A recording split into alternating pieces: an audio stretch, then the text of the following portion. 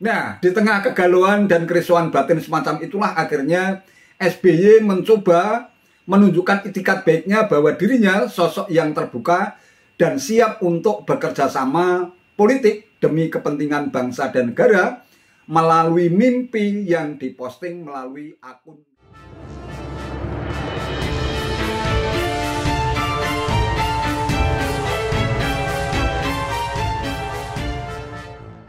Assalamualaikum warahmatullahi wabarakatuh. Salam sejahtera untuk kita semua, salam budaya.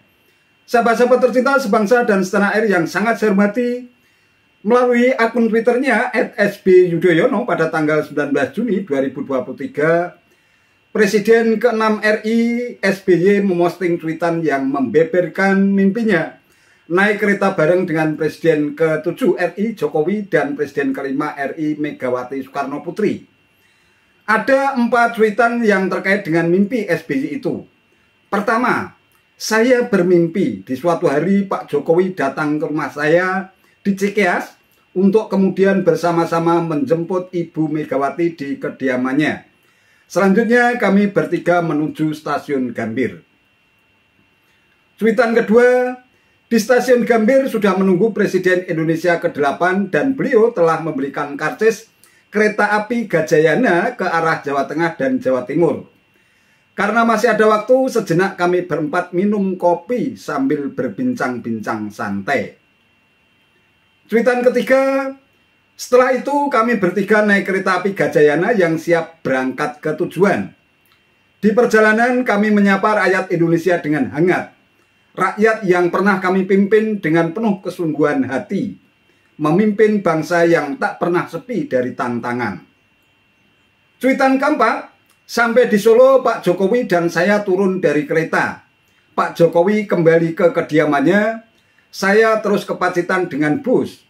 Sedangkan Ibu Megawati melanjutkan perjalanan ke Blitar untuk berziarah ke makam Bung Karno. Nah, terkait dengan mimpi SBY tersebut, Presiden Jokowi pun sontak memberikan respon yang cukup mengejutkan. Menurutnya mimpi SBY tersebut cukup bagus apabila Presiden dan mantan Presiden bekerja sama untuk membangun negara. Karena memang itu menjadi mimpi kita bersama. Soal mimpi Pak Presiden SBY, Pak. Pak Presiden SBY mimpi sama Bu Mega dan Pak Jokowi ini berangkat naik kereta bareng-bareng ke Jawa Tengah dan Jawa Timur. Tiketnya itu dari Presiden ke-8. Tanggapan dari Pak Jokowi? Ya bagus. Ya, gua udah baca belum, Pak? Bagus. Untuk kalau presiden-presiden mantan presiden itu bekerja sama bersama-sama membangun negara ini, ya itu mimpi kita.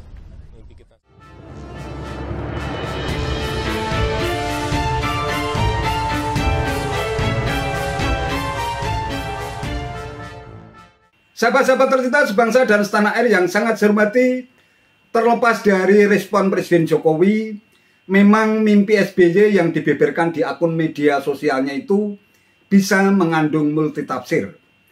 Menurut Kamus Besar Bahasa Indonesia, mimpi itu mengandung 2 arti. Pertama, sesuatu yang terlihat atau dialami dalam tidur, dan yang kedua, angan-angan. Dalam cuitannya itu, Pak SBY tidak menyebutkan secara jelas, lugas dan tegas atau tersurat kalau mimpinya itu terjadi ketika beliau sedang tidur. Namun kalau kita lihat dari konteks cuitannya, mimpi yang dibeberkan SBY bukanlah mimpi yang secara harfiah bermakna sesuatu yang terlihat atau dialami dalam tidur, melainkan angan-angan.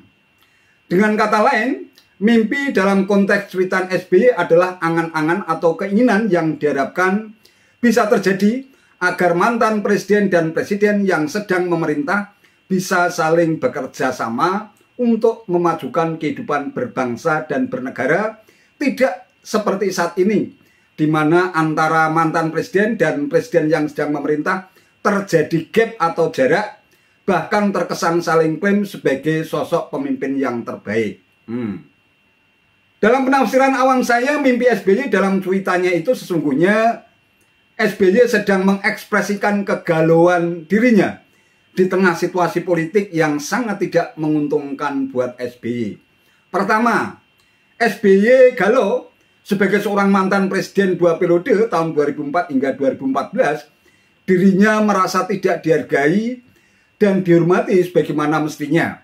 Malah ada seorang Muldoko yang menjadi kepala staf presiden atau KSP menampar wajahnya dengan mengajukan peninjauan kembali atau PK ke Mahkamah Agung atau MA atas kepengurusan Partai Demokrat yang saat ini dikomandani putra sulungnya AHY yang dianggap sebagai upaya kudeta untuk merampas Partai Demokrat. Repotnya lagi, Presiden Jokowi bersikap diam dan tidak pernah berusaha untuk mencegah agar Muldoko yang ingin merampas Partai Demokrat dari tangan putra sulungnya AHY.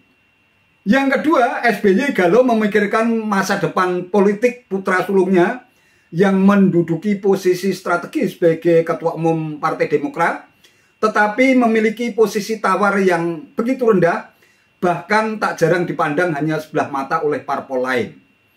Alih-alih ada yang mendukungnya sebagai bakal capres, menjadi bakal cawapres di koalisi perubahan saja, di mana Partai Demokrat ikut bergabung di dalamnya, harus melakukan tekanan dan memberikan ultimatum agar Anies Baswedan segera mengumumkan bakal cawapres paling lambat bulan Juni 2023.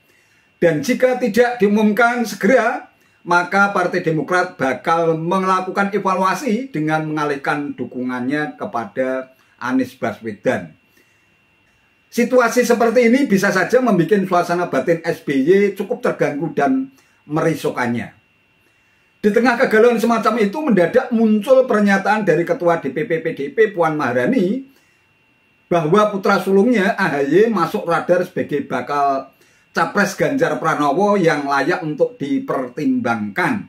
Hingga akhirnya terjadi pertemuan mesra antara AHY dengan Puan Maharani yang begitu mesra pada tanggal 18 Juni 2023 yang lalu. Kenapa harus ada nama Megawati, sosok Presiden kelima RI yang dianggap pernah melukai hatinya dengan menyia-nyiakan dirinya tidak pernah dilibatkan dalam pengambilan kebijakan saat masih menjadi Menko Polkam, hingga akhirnya memilih mengundurkan diri sekaligus mempromosikan dirinya sebagai bakal capres tahun 2004.